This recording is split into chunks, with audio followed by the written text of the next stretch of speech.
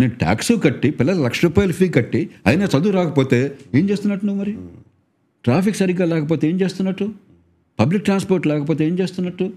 కారులో వెళ్తుంటే స్కూటర్ మీద వెళ్తుంటే ప్రాణం దడదడ కొట్టుకుంటుంటే ఏం చేస్తున్నట్టు నువ్వు? ఇంకా గవర్నమెంట్ ఎందుకు తగలట్టింది, ట్యాక్స్ ఎందుకు పే చేస్తున్నాను నేను? Hi JP sir. In your recent conversation with director Koratala Siva Garu, a topic related to facilities for income tax payers has come up. What is your take on this? Can a country like India afford this? Should taxpayers get some benefits from the government for being responsible citizens? Shiva also raised this issue. You know, legally throughout history, tax is the government's sovereign right. But in a democratic society, we go beyond that and we say there must be a link between taxes that they collect and the services they render. You can't simply say like an old-fashioned monarch. మన పాత తెలుగు సినిమాల్లో దుర్మార్గుడైన రాజు లేకపోతే రాజు భట్టులు సైనాధిపతి వచ్చి బాధేసి పన్ను తీసుకుంటుంటాడు.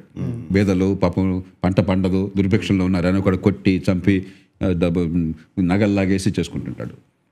That's no longer acceptable. There must be some kind of a link between the taxes you pay and the services you get. The best way to make it happen is make the government as close to people as possible in as many areas as possible. It's not possible everywhere. National defense can't be close to you. It has to be at the borders. Yeah. But the way your road is built, the way stormwater drainage is there, the way traffic is managed, the way you get drinking water, or power supply, or security on the street. These are local issues. If you see that my tax money is at work and I'm actually getting the benefit, then I feel good about it. What has happened in India is power is so centralized. Decision making is so centralized. There is simply no link between the taxes I pay and the services I get. And therefore we are all angry about tax payment. Including me, there's not a person who signs the check paying income tax does not feel bad about it. But taxation is necessary for civilization. If you believe in the collective good, ఇప్పుడు 85% మంది జీవితంలో మన సొంత నిర్ణయాలు. ఏ ఇంట్లో ఉంటారో, ఏం పని చేస్తారో, ఏ వృత్తిని చేపడతారో, వ్యాపారం చేస్తారో, ఎవరిని పెళ్లి చేసుకుంటారో, మీ పిల్లలు ఏ స్కూల్లో చదువుతారు, మీరు ఏ కోర్సు నేర్చుకుంటారు, ఇవన్నీ మన సొంత విషయాలు. ఎలా ఖర్చు పెడతారు డబ్బు, ఎక్కడ భోజనం చేస్తారు, వాడేవాడికి ఎందుకు మన విషయం. But there are 15-20% issues they are necessary for our life, quality of life, కానీ సొంతంగా చేసుకోలేం. They can only be done collectively. అది గవర్నమెంట్ చేయాలి. మరి గవర్నమెంట్ ఎట్లా చేస్తుంది? గవర్నమెంట్ అంటే మనమే కదా, డబ్బులు మనం ఇవ్వాలి, వాటికి బాధ్యత పెట్టాలి. కాబట్టి without taxation they cannot be civilization. But taxation without services becomes constitutional brigandages, as great Dadabhai Naoroji set.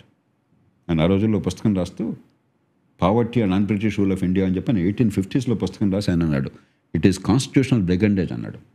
That is what we feel even today. So called democratic government అయినా సెల్ఫ్ గవర్నమెంట్ అయినా కూడా we feel they are simply fleecing us, taking taxes, they are fleecing and they are swindling quite a bit of the money and we are not getting the appropriate services. 100% కాకపోయినా కూడా a lot of it is true. So you cannot give special, you can give respect. For ఇండియాలో ఏం చేస్తున్నారంటే కొంచెం high tax పేయర్స్కి రెగ్యులర్గా ఒక letter పంపిస్తారు. మోదీ గారు ఎప్పుడు చెప్తుంటారు ట్యాక్స్ పేయర్ని గౌరవించాలా, సన్మానించాలా అని చెప్పి ఏదో చేస్తుంటారు. Beyond that you cannot get any special concessions. The only concession is the satisfaction that your money is actually providing public good. ఇండియాలో అది లేదు. So the answer to that question is how do you build a structure, an institutional mechanism by which you know where your tax money is going. Once you are confident of that, then I think people are more than willing. ఎందుకు ఇప్పుడు డొనేషన్లు ఎంత ఇస్తున్నారు? నిజంగా డబ్బు సద్వినియోగం అవుతుంది అనుకుంటే ఎంతమంది సంతోషంగా డొనేషన్లు ఇస్తున్నారు. ట్యాక్స్ కట్టడానికి బాధపడే వాళ్ళు కూడా డొనేషన్లు సంతోషంగా ఇస్తున్నారు. ఎందుకని? I know this money is going to be of use. I trust you. I know you are actually making sure that that person gets the benefit. Government ఆ పని చేయలేకపోతాం. That is the central issue. Shiva garu ఇంకో సందర్భంలో అడిగారు, కొన్ని అన్న కన్సెషన్లు ఇవ్వచ్చు కదా అని చెప్పాను. అంటే ఆక్రోశం కొద్ది అన్నమాట, కానీ it's not a realistic approach. Okay, cool. If that translates to good education and health care, అది మనకు కనిపిస్తుంది డెఫినెట్గా. ఇప్పుడు నిజంగా నా పిల్లలకి మంచి స్కూలింగ్ ఉందనుకోండి, నా ట్యాక్స్ డబ్బులతో ట్యాక్స్ ఎందుకు బాధపడతానండి? నేను ట్యాక్స్ కట్టి పిల్లలు ₹1,00,000 ఫీ కట్టి అయినా చదువు రాకపోతే ఏం చేస్తున్నట్టు నువ్వు? మరి ట్రాఫిక్ సరిగ్గా లేకపోతే ఏం చేస్తున్నట్టు? పబ్లిక్ ట్రాన్స్పోర్ట్ లేకపోతే ఏం చేస్తున్నట్టు? కారులో వెళ్తుంటే, స్కూటర్ మీద వెళ్తుంటే ప్రాణం దడదడ కొట్టుకుంటుంటే ఏం చేస్తున్నట్టు నువ్వు? ఇంకా గవర్నమెంట్ ఎందుకు తగలట్టింది, ట్యాక్స్ ఎందుకు పే చేస్తున్నాను నేను? That is reality. మనందరికీ ఇది రియాలిటీ. నేను వచ్చేప్పుడు కూడా నా కొలీగ్ డ్రైవ్ చేశారు, ఇవాళ నాకు డ్రైవర్ లేకపోతే.